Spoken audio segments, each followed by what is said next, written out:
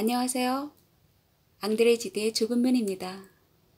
저는 지드의 좁은 문을 3번 읽었는데요.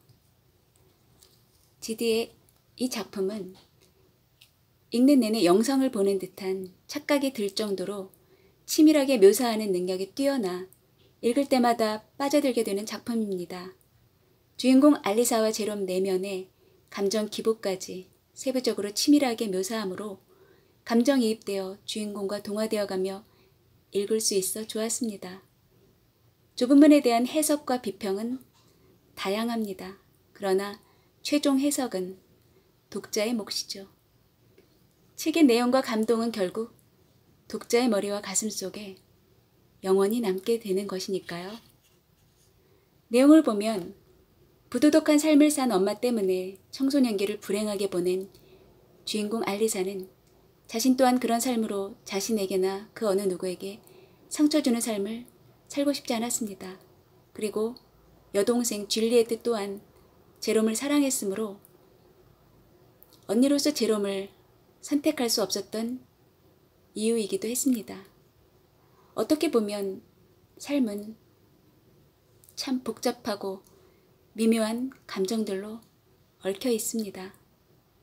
누군가를 아주 많이 사랑한다고 해서 그 사랑이 모두 이루어지진 않는 것 같아요.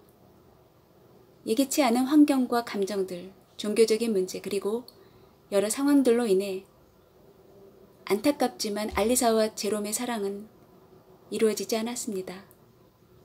제롬은 알리사를 깊이 이해하지 못했죠. 이는 알리사가 자신의 내면을 깊이 드러낼 수 없었기 때문입니다. 하지만 그녀의 사망 후 남겨진 일기로 알리사가 제롬 자신을 너무나 사랑했다는 사실을 제롬은 깨닫게 됩니다. 잠시 저자 앙드레 지드에 관해 소개해 드릴게요. 1869년 프랑스 파리의 부유한 가정에서 태어나 청교도적 교육을 받으며 자랐다. 소르본 대학에 입학했으나 그만두고 첫 소설 앙드레 왈테르의 수기를 발표하며 본격적인 작가의 길로 들어섰다.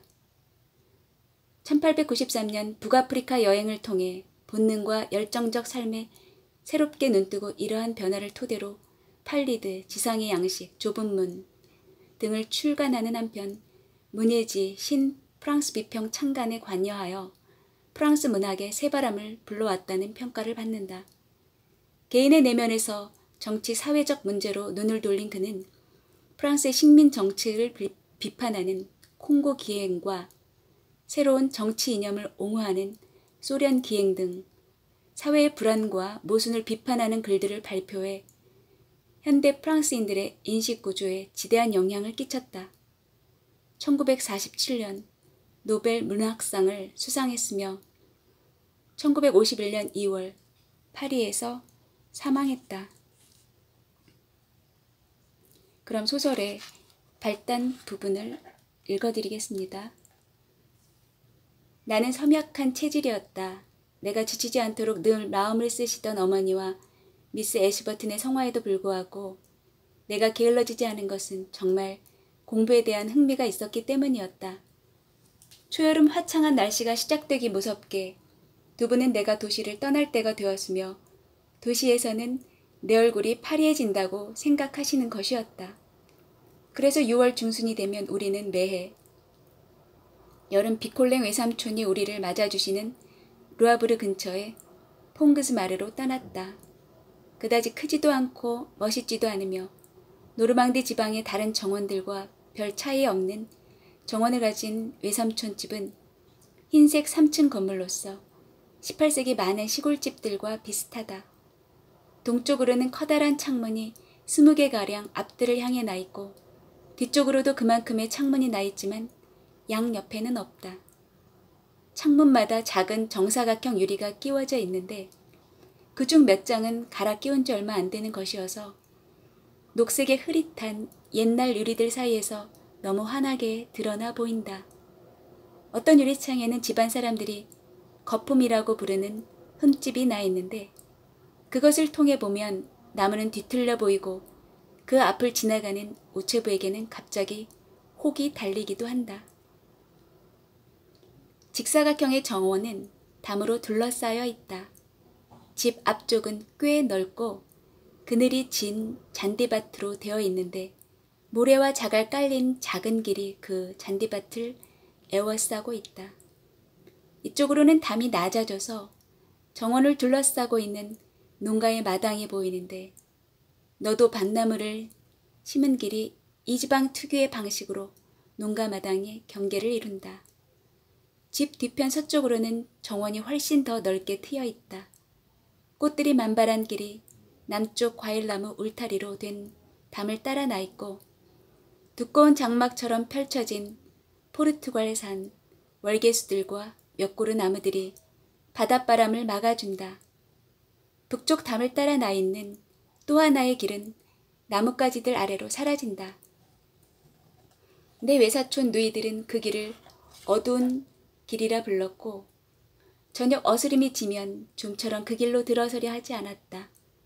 이 두 개의 좁은 길은 채소밭으로 통하고 몇 계단 아래 낮은 곳에서 채소밭은 정원으로 이어진다. 그리고 채소밭 한 구석 조그만 비밀문이 나 있는 담 저편에 잡목 숲이 보이고 너도 밤나무가 늘어선 길이 좌우로에서 그곳까지 닿아 있다. 서쪽 현관 층계에 서면 그 작은 숲 너머 고원이 보이고 고원을 뒤덮고 있는 수확물들이 장관을 이루는 모습을 바라볼 수 있다. 지평선 쪽으로는 그리 멀지 않은 곳에 작은 마을의 교회가 보이고 해질 무렵 바람이 잔잔할 때면 몇몇 집에서 연기가 오르는 것도 보인다. 날씨가 좋은 여름날 저녁이면 우리는 식사를 마친 다음 아래쪽 정원으로 내려가곤 했다. 우리는 작은 비밀문을 나서서 주변의 경치가 어지간히 다 내려다 보이는 가로수길의 벤치까지 갔다.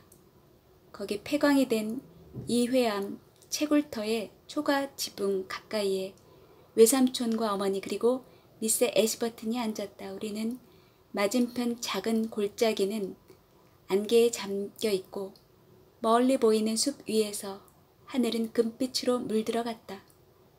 이미 땅거미가 진 뒤에도 우리는 정원 아래쪽 끝에서 늦게까지 남아 있었다. 우리가 집에 돌아오면 외숙모는 응접실에 앉아 계셨다. 그분은 우리와 함께 외출하는 일이 거의 없었다. 우리는 정원에서 보내는 시간을 제외한 모든 시간을 공부방에서 보냈는데 외삼촌의 서재였던 그곳에는 초등학생용 책상들이 놓여 있었다. 외사촌 로베르와 나는 나란히 앉아 공부했고 그 뒤에는 줄리에트와 알리사가 앉았다. 알리사는 나보다 2살 위였고 줄리에트는 1살 아래였으며 로베르는 우리네 가운데 제일 어렸다. 나는 여기서 내 어린 시절의 추억 전부가 아니라 단지 이 이야기와 관련된 추억에 대해서만 쓰고자 한다. 정작 이 이야기가 시작된다고 말할 수 있는 것은 나의 아버지가 돌아가신 해부터다. 아마도 상을 당했기 때문에 비록 나 자신의 슬픔에 의해서가 아니라도 적어도 어머니의 슬픔을 보는 것만으로도 나의 감수성은 지나치게 자극받아 새로운 감정에 흔들리기 쉬운 상태가 되었다. 나는 조숙했던 것이다. 그해 우리가 퐁그즈마리에 돌아왔을 때 줄리에트와 로베르는 그로 인해 한층 더 어려 보였으나 알리사를 다시 보는 순간 나는 우리 둘이 이제는 어린애가 아니라는 사실을 불현듯 깨달았다. 나는 그때까지 알리사 비콜랭이 아름답다는 것을 깨닫지 못하고 있었다. 나는 단순한 아름다움과는 다른 매력으로 인해 그녀 곁으로 이끌렸고 그녀 곁에서 떠나지 못했다. 아마도 그녀는 자기 어머니를 많이 닮았을 것이다. 그러나 그녀의 눈길은 무척이나 다른 표정을 지니고 있었기에 훨씬 나중에야 나는 어머니와 딸이 닮았다는 것을 알아차릴 수 있었다. 지금 나는 그녀의 얼굴을 묘사할 수가 없다. 그녀의 얼굴 모습과 눈의 빛깔까지도 잘 생각나지 않는다. 지금 내 마음속에 떠오르는 것은 오직 그때부터 이미 슬픈 빛을 띠고 있었던 그녀의 미소와 눈으로부터 조금 떨어져서 커다란 원형을 이루며 아주 특이하게 올라붙은 눈썹의 선뿐이다. 나는 그런 눈썹을 아무 데서도 본 적이 없다. 아니, 어쩌면 단테 시대의 피렌체의 작은 조각품에서 본 적이 있었던가? 나는 어린 시절에 베아트리체도 알리사처럼 아주 크게 흰 활 모양의 눈썹을 가졌으리라는 생각을 해보기도 한다. 그 눈썹은 그녀의 눈길에 그리고 온 존재에 근심스러우면서도 신뢰하는 듯한 질문의 표정. 그렇다. 열정적인 질문의 표정을 주고 있었다. 그녀에게는 모든 것이 다만 물음이었고 기다림이었다. 이제 나는 이 같은 질문이 어떻게 하여 나를 사로잡았고 어떤 방식으로 나의 생애를 만들어가게 되었는지 이야기할 것이다. 나는 알리사의 방문 앞에 다다랐다. 잠시 기다렸다. 웃음소리와 소란스런 말소리가 아래층에서 올라왔다. 그 소리 때문에 내 노크 소리가 뒤덮여 버렸는지 아무 대답도 들리지 않았다. 문을 밀자 조용히 열렸다. 방 안이 이미 어두워졌으므로 알리사의 모습은 금세 눈에 띄지 않았다. 그녀는 저 문에 햇살이 쏟아져 들어오는 창에 등을 돌리고 침대 머리에 꿇어 앉아 있었다. 내가 다가가자 그녀는 돌아보긴 했지만 일어나려 하지 않았다. 그녀가 이렇게 속삭였다. 아, 제롬, 왜 돌아왔니? 나는 그녀에게 입 맞추려고 몸을 굽혔다. 그녀의 얼굴은 눈물에 젖어 있었다. 바로 그 순간 내 생애는 결정되었다. 지금도 나는 괴로움 없이 그 순간을 회상할 수 없다. 물론 나는 알리사의 슬픔의 원인을 아주 어렴풋하게만 짐작하고 있었다. 하지만 파닥거리는 그 작은 영혼과 흐느낌으로 온통 뒤흔들린 연약한 육신에게 그 슬픔이 너무도 벅차다는 사실을 뼈저리게 느꼈다. 나는 여전히 꿇어 앉아 있는 그녀 옆에 서 있었다. 가슴 속에서 올라오는 낯선 감정을 나는 무어라 표현해야 좋을지 몰랐다. 그저 그녀의 머리를 내 가슴에 끌어안고 그녀의 이마에 입을 맞출 뿐이었다. 내 영혼이 입술을 통해 흘러나왔다. 사랑과 연민에 도취되고 감격과 자기 희생과 미덕이 혼합된 막연한 감정에 도취되어 나는 온 힘을 다해 하나님께 호소했고 그분께 나 자신을 바쳤다. 그리고 이제부터 내 인생의 목적은 오직 이 소녀를 공포로부터, 악으로부터, 인생으로부터 지켜주는 것이라고 생각했다. 나는 마침내 기도하는 마음으로 가득 차서 무릎을 꿇었다. 나는 그녀를 내 몸으로 감싸 주었다. 그러자 어렴풋이 그녀의 말소리가 들려왔다. 제롬, 들키지 않았지, 응? 자, 빨리 가. 들키면 안 돼. 그리고 나서 그녀는 더욱 목소리를 낮추었다. 제롬, 아무한테도 이야기하지 마. 가엾은 아빠는 아무것도 모르고 계셔. 그래서 나는 어머니에게 아무 얘기도 하지 않았다. 그러나 플랑티의 이모와 어머니의 끊임없는 속삭임, 뭔가 숨기는 듯 안절부절하는 못하는 그 근심스러운 모습, 또 두 분이 은밀히 얘기하는 곳에 다가갈 때마다 나를 내쫓으시며 예, 저 멀리 가서 놀아 하시던 말씀. 이 모두가 두 분이 비콜랭 집안의 비밀을 전혀 모르고 계시지 않음을 짐작해 주었다. 우리가 파리로 돌아오자마자 전보가 와서 어머니는 다시 르아브르로 가셨다. 외숙모가 도망쳐버렸던 것이다. 다음은 제롬에게 쓴 알리사의 편지를 읽어드릴게요. 9월 12일 피사에서 보낸 내 편지 잘 받았어. 이곳 역시 화창한 날씨야. 노르망디가 이토록 아름답게 여겨진 적은 한 번도 없었어. 그저께 나는 혼자서 발길 닿는 대로 들판을 가로질러 오랫동안 산책을 했어. 태양과 기쁨에 한껏 도취되어 피로하기보다는 흥분된 상태로 돌아왔지. 이글거리는 태양 아래서 밀집 더미들은 얼마나 아름답던지. 굳이 내가 이탈리아에 있다고 상상하지 않더라도 온갖 것이 놀랍도록 아름답게 보였어. 제롬, 내가 말했듯이 자연의 어렴풋한 찬가 속에서 내가 듣고 이해하는 것은 기쁨의 권유야.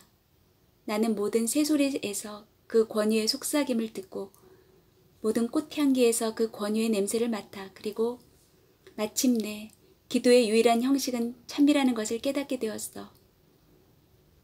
형언할 수 없는 사랑에 가득 찬 마음으로 프란치스코 성인과 함께 하나님이라고 되풀이하면서 그렇다고 내가 무지몽매한 여자가 되지 않을까 걱정하지 마.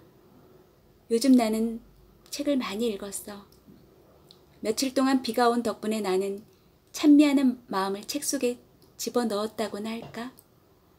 말브랑슈를 다 읽고 나서 곧 라이프니츠의 클라크에게 보내는 편지를 읽기 시작했어.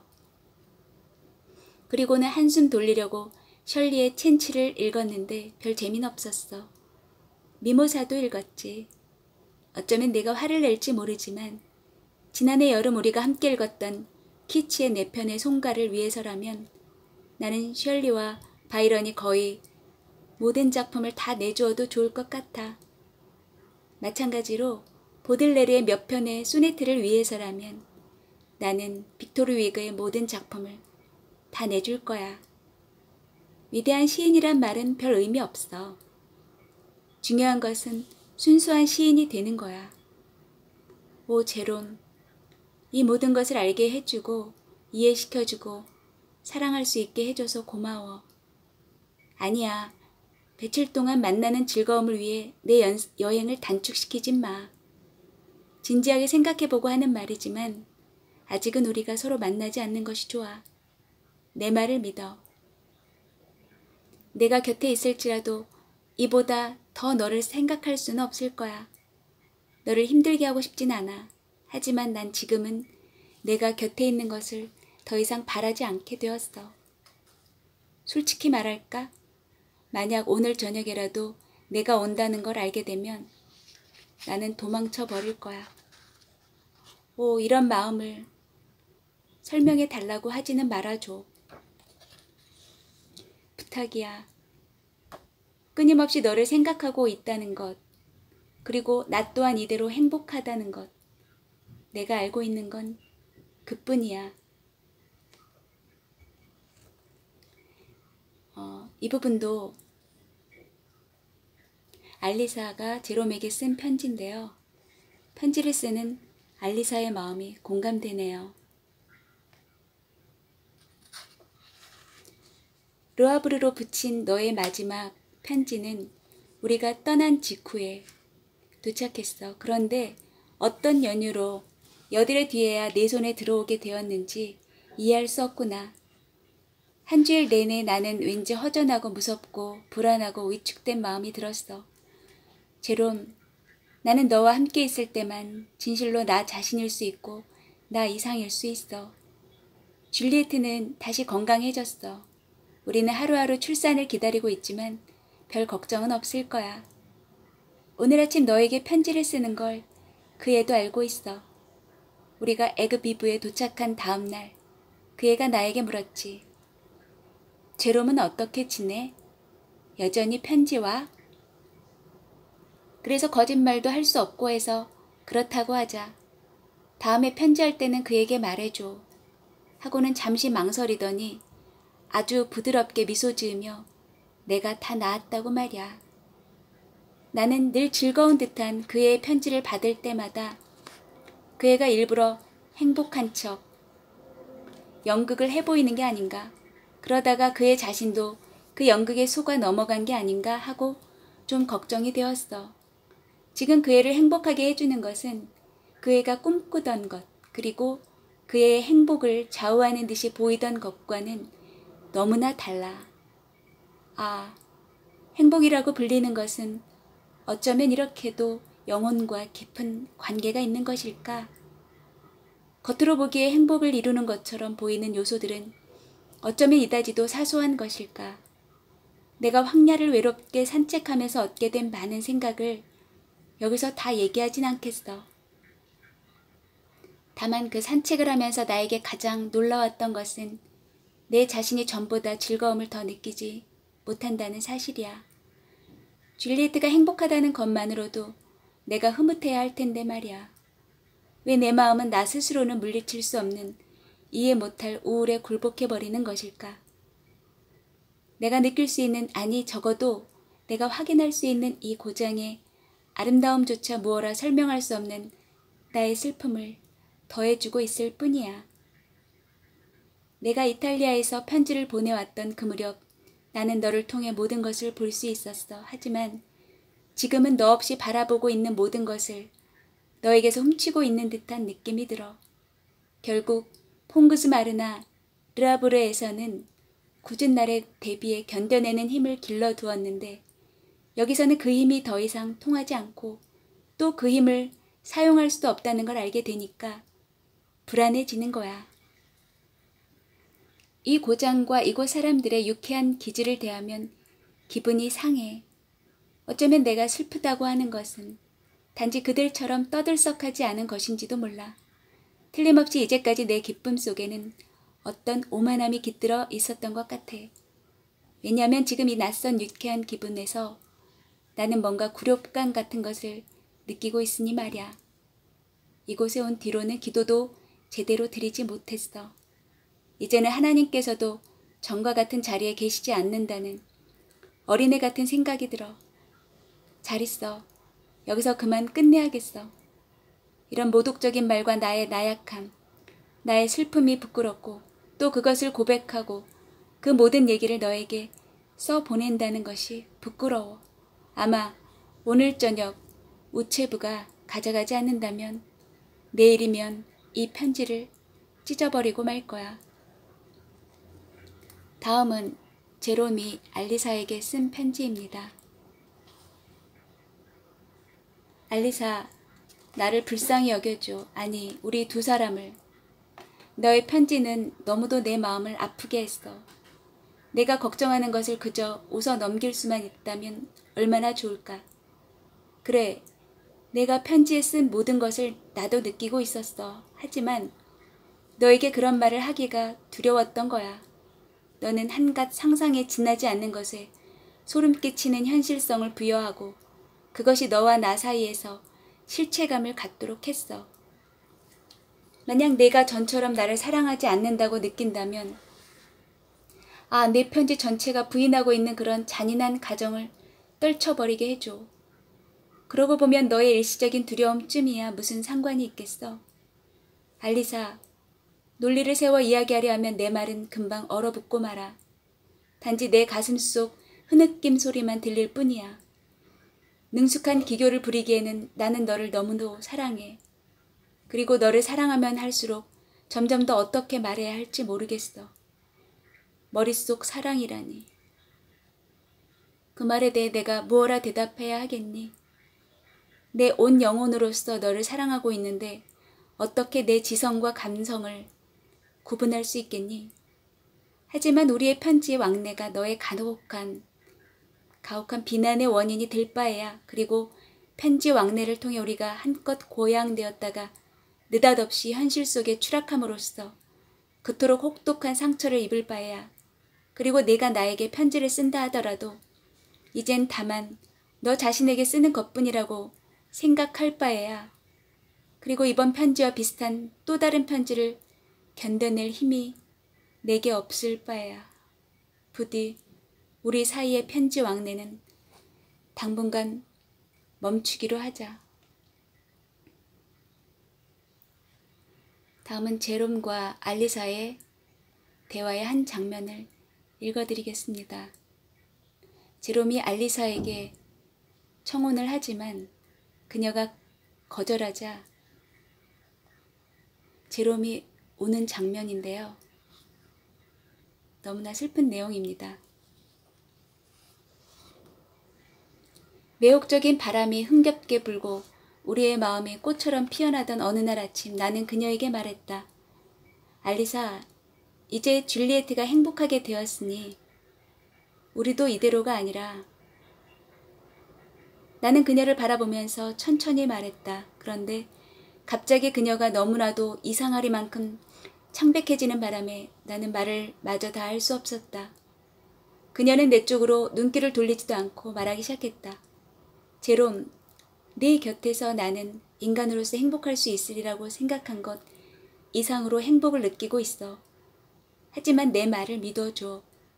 우리는 행복을 위해 태어난 게 아니야. 인간의 영혼이 행복보다 더 바라는 것이 무엇이지? 내가 격렬하게 외쳤다. 그녀는 중얼거렸다. 성스러움. 그녀의 목소리는 너무도 낮았기에 나는 그 말을 들었다기보다 차라리 짐작한 것이었다. 내 모든 행복은 날개를 펼치고 나에게서 도망쳐 하늘로 날아가 버렸다. 너 없이는 난 거기에 이르지 못해. 나는 그녀의 무릎에 이마를 묻고 슬픔 때문이 아니라 북받쳐 올라 어린애처럼 울면서 말을 이었다. 너 없이는 살 수가 없어. 너 없인 난 못해. 마지막 부분은 알리사의 죽음 이후 제롬과 줄리에트가 만나 대화하는 장면입니다. 제롬이 여전히 알리사를 잊지 못하는 부분이기도 하는데요. 슬픈 대목이죠.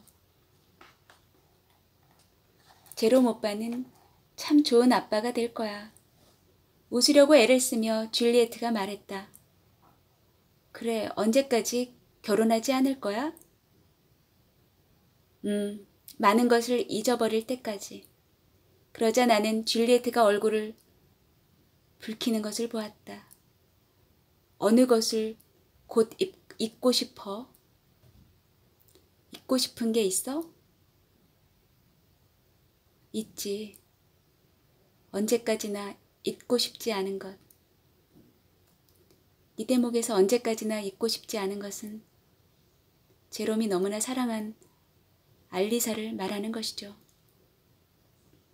이리 와봐.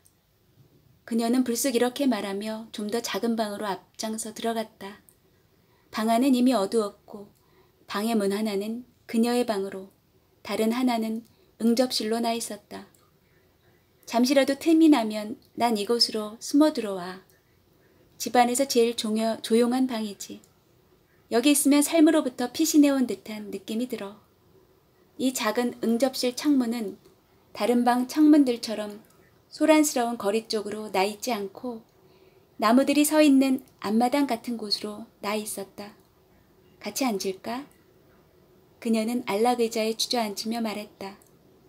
내가 오빠를 바로 이해한 거라면 오빠는 알리사 언니의 추억에 충실하려는 것 같은데? 나는 잠시 대답을 하지 않고 있었다. 아마도 그보다는 알리사가 나에 대해 가지고 있었던 생각에 충실하려는 거겠지. 아니 그렇다고 내가 무슨 장한 일이나 한다고 생각하지 마라. 나는 달리 어떻게 할 도리가 없다는 생각이 들어. 만약 내가 딴 여자와 결혼하더라도 난 그 여자를 사랑하는 척하며 살아갈 수밖에 없을 거야. 그녀는 별 관심이 없는 듯이 대꾸했다. 그리고는 내게서 얼굴을 돌리고서 무슨 잃어버린 것이라도 찾으려는 듯 바닥을 내려다보았다. 오빠, 그렇다면 아무 희망도 없는 사랑을 그토록 오랫동안 마음속에 오빠가 간직할 수 있을 것이라고 생각해? 그래, 줄리에트. 난 그렇게 생각해. 그리고 삶의 거센 바람이 나날이 불어닥쳐도 그 사랑의 불은 꺼지지 않을 것이라 생각해? 저녁 어스름이 잿빛 민물처럼 밀려와 사물 하나하나를 어둠에 잠기게 했고 그 어둠 속에서 사물들은 되살아나 나직한 목소리로 자신의 지난 날을 이야기하는 듯 했다. 나는 알리사의 방을 다시 보는 것 같았다. 줄리에트가 그 방의 가구들을 모두 이곳에 모아두었던 것이다. 이제 그녀는 내게 다시 얼굴을 돌렸다. 그러나 너무 어두워 그녀의 얼굴 윤곽을 뚜렷이 볼 수 없었기에 그녀가 눈을 감았는지 어떤지는 알 수 없었다. 그녀는 몹시 아름다워 보였다. 이제 우리 두 사람은 말없이 앉아 있었다. 자, 이젠 잠에서 깨어나야 해. 마침내 그녀가 말했다. 나는 그녀가 일어나 한 걸음 내딛더니 힘을 잃은 듯 옆 의자에 다시 주저앉는 것을 보았다. 그녀는 두 손으로 얼굴을 감쌌다. 울고 있는 것 같았다. 램프를 들고 하녀가 내려왔다. 여러분도 이 줄리에트가 왜 우는지 그 감정을 이해하실 수 있을 것 같죠? 저는 좀 눈물이 많아서 그런지 이 부분에 같이 울게 됐어요. 소설은 이렇게 끝이 납니다. 제롬은 알리사의 있는 모습을 그대로 사랑했습니다. 이런 사랑을 받은 알리사는 그 인생이 힘들긴 했지만 행복한 삶을 산 것이죠. 어떤 상황에도 변치 않는 제롬의 사랑은 정말 아름답고 숭고했습니다. 각자의 삶에서 사랑의 의미는 서로 다르겠지만 사랑을 이루어 나가는 시간 되시길 바랄게요. 지금까지 앙드레지드의 좁은 문 청취해 주셔서 감사드립니다. 구독과 좋아요 꼭 눌러주세요. 안녕히 계세요.